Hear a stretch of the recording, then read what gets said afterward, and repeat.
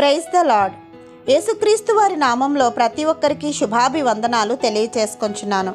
పరిశుద్ధ గ్రంథంలోని భక్తిగల స్త్రీలను గురించి అనేక విషయములు వ్రాయబడ్డాయి.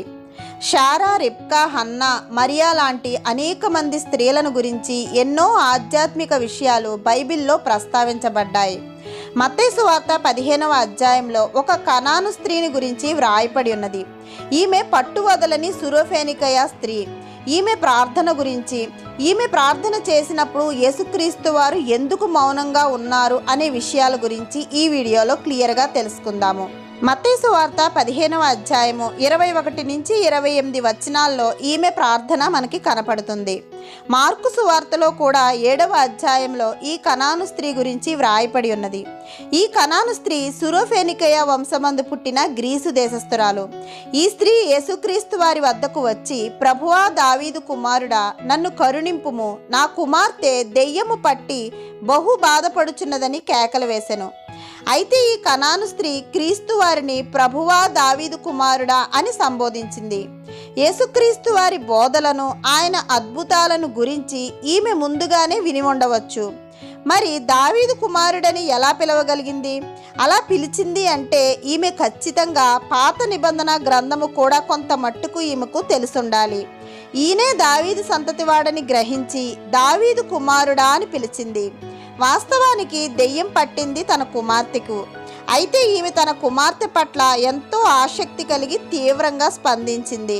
ప్రభువా, నన్ను కనికరించుము అని ప్రార్థించింది. ఆ సమయంలో ప్రభువారు తనకేమీ పట్టనట్టుగా మౌనంగా ఉన్నారు.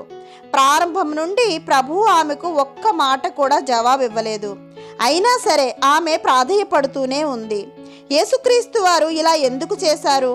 లాజరు రోగిగా ఉన్నప్పుడు మార్తా, మరియలు యేసుక్రీస్తు ప్రభు వారికి వర్తమానం పంపించారు. విషయం విన్న వెంటనే ఆయన వెంటనే వస్తారని వారు ఆశించారు. కానీ ఆయన 4 రోజుల వరకు రాలేదు. లాజరు మరణించి సమాధి చేయబడ్డ 4 రోజుల తర్వాత ప్రభువారు వచ్చారు. ఎందుకు ప్రభువారు అంత ఆలస్యం చేశారు? ఇప్పుడు ఈ కనాను స్త్రీ విషయంలో కూడా అలాగే జరుగుతుంది. దెయ్యం పట్టి దయానీయమైన స్థితిలో ఉన్న ఆమె కుమార్తె బాగుపడడం ప్రభువారికి ఇష్టం లేదా? ఆయన ఇచ్చిన సమాధానాలు కూడా అలాగే ఉన్నాయి. ఆయన శిష్యులు ఆమెను పంపివేయమని ఆయనను వేడుకుంటారు. మత్తయి సువార్త 15వ అధ్యాయము 23వ వచనంలో, అప్పుడు ఆయన శిష్యులు వచ్చి, ఈమె మన వెంబడి వచ్చి కేకలు వేయుచున్నది కనుక ఈమెను పంపివేయమని ఆయనను వేడుకొనగా అని వ్రాయపడి ఉన్నది. ఈ స్త్రీ ఎంతగా క్రీస్తు వారిని ప్రాధేయపడుతూ వెంబడించి ఉంటుందో శిష్యులు మాట్లాడిన మాటల ద్వారా మనకి అర్థమవుతుంది. అప్పుడు ప్రభువారు, ఇశ్రాయేలు ఇంటివారై నశించిన గొర్రెల యొద్దకే కానీ మరి ఎవరి యొద్దకు నేను పంపబడలేదని ఆమెతో చెప్తారు. ఈ మాటలు ఆమె విశ్వసించలేదు. నేను నీకు సహాయం చేయనని ఎంత కరాఖండిగా చెప్పినా ఆమె పట్టు విడవలేదు. ఆయనను ప్రార్థిస్తూనే ఉన్నది. మత్తయి సువార్త 15వ అధ్యాయము 25వ వచనంలో, ప్రభువా, నాకు సహాయం చేయమని అడిగెను అని వ్రాయపడి ఉన్నది. ఆ తర్వాత ప్రభువారు పిల్లల రొట్టె తీసుకొని కుక్క పిల్లలకు వేయట యుక్తము కాదని చెప్తారు. అంటే ఈ మాటకు అర్థము, యూదులే దేవుని నిజమైన ప్రజలు, మీరు అన్యులు. దేవుని ప్రజల రొట్టెలను తీసుకొని అన్యులైన మీకు ఇవ్వడం సబబు కాదని అర్థం. యేసుక్రీస్తు వారి జవాబు ఆమెలో మరింత పట్టుదలను పెంచింది. ఆమె పట్టు విడవని ప్రార్థన యేసుక్రీస్తు వారిని ఒక్క అడుగు కూడా ముందుకు వెళ్ళనివ్వలేదు. ఆమె ప్రభువారితో, నిజమే ప్రభువా, కుక్కపిల్ల కూడా తమ యజమానుల బల్ల మీద నుండి పడు ముక్కలు తినును కదా అని క్రీస్తు వారికి జవాబిచ్చింది. ఈమె పట్టు విడవని ప్రార్థన ప్రభువారిని అమితంగా ఆనందింపచేసింది. చివరకు ప్రభువారు సంతోషంతో ఆమె కోరింది ఇచ్చారు. ఈ సందర్భము ప్రభువారు తన శిష్యులకు ప్రతి ఒక్కరికి ఒక పాఠం నేర్పించేలాగా ఉన్నది. యేసు ప్రభువారు సర్వలోక మానవాళి అంతటి కోసం వచ్చారు. కానీ శిష్యులు ప్రభువారిని తమకు మాత్రమే రక్షకుడని భావించే విషయంలో ప్రభువారి సమాధానం ఇది అని అనేకులు వ్యాఖ్యానించారు.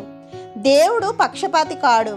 అయితే సమస్యల్లో, ప్రతికూల పరిస్థితుల్లో ప్రార్థన విషయంలో ఎంత పట్టుదల కలిగి ఉన్నాము అన్నది ఒక్కసారి మనం ఆలోచించాలి.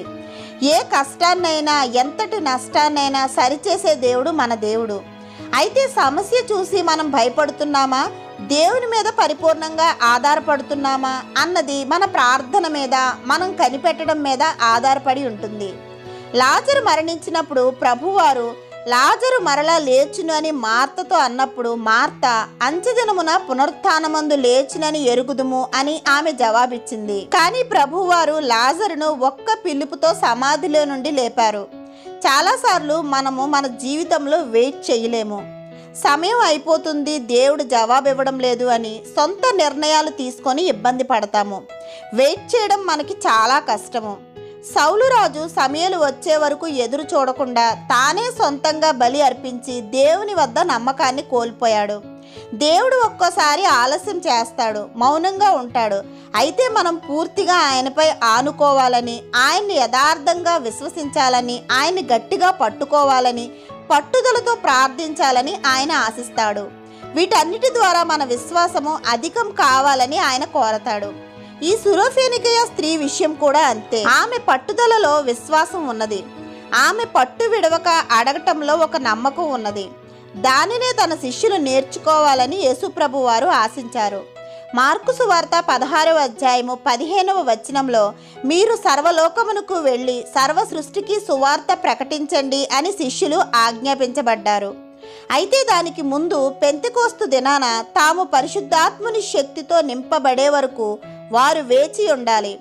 మీరు పైనుండి శక్తి పొందు వరకు పట్టణంలో నిలిచి ఉండడని ప్రభువారు లూకాసు వార్త 24వ అధ్యాయము 29వ వచనంలో శిష్యులకు ఆజ్ఞాపించారు. శిష్యులు పరిశుద్ధాత్మ శక్తి తమ మీదకి దిగి వచ్చే వరకు ఏక మనసుతో 10 రోజులు ప్రార్థిస్తూనే ఉన్నారు. పట్టుదలతో నిరీక్షణతో చేసే ప్రార్థన శక్తివంతంగా కార్యాలు జరిగిస్తుందని బైబిల్ మనకి తెలియచేస్తుంది. మనలో ఉన్న పట్టుదలతో కూడిన నిరీక్షణే మనలో ఉన్న విశ్వాసము. యెషయా గ్రంథము 40వ అధ్యాయము 31వ వచనంలో, యెహోవా కొరకు ఎదురు చూచువారు నూతన బలం పొందుదురు, వారు పక్షిరాజు వలె రెక్కలు చాపి పైకి ఎగురుదురు, అలయక పరిగెత్తుదురు, సొమ్మసిల్లక నడిచిపోవుదురు అని వ్రాయపడి ఉన్నది. దేవుని కార్యముల కొరకు ఎదురు చూడటము, నిరీక్షించడమే మనలోని విశ్వాసమునకు నిదర్శనము. కనాను స్త్రీ పట్టుదలతో ప్రార్థించింది, జవాబు పొందింది. నిజానికి ఈమె యూదురాలు కాదు. ఆమెకు ప్రార్థనల గురించి గొప్పగా తెలియదు. జ్ఞానయుక్తంగా ప్రార్థించడం ఆమెకు రాదు. ఆమెకు తెలిసిందల్లా పట్టుదలతో ప్రభువుని అడగటమే.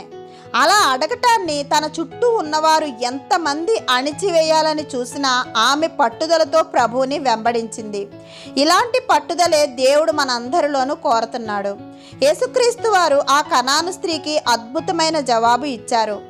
అమ్మా, నీ విశ్వాసము గొప్పది అని ఆయన ఆ స్త్రీతో అన్నారు.